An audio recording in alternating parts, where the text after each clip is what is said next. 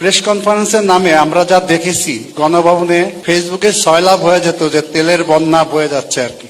আশা করব আগামী দিনে আপনার বা বিএনপির যেসব প্রেস কনফারেন্স হবে সেখানে অনাকাঙ্ক্ষিত বিটের যারা আছে প্রেস কনফারেন্সে যেন তারাই আসতে পারে। গণভবনে আমরা দেখতাম বিএফইউজে, ডিইউজে, প্রেস ক্লাবে সব রতি মহারথীরা আসতেন, তারা বিট কাভার করেন না, এসে তেলের বন্যা বইয়ে দিতেন আর কি।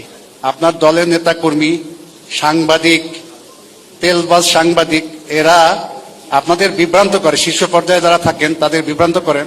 ক্ষমতায় আসার আগে অনেকেই আমরা মিষ্টি কথা বলি, কিন্তু ক্ষমতায় যাওয়ার পরে তার বাস্তবায়ন দেখি না।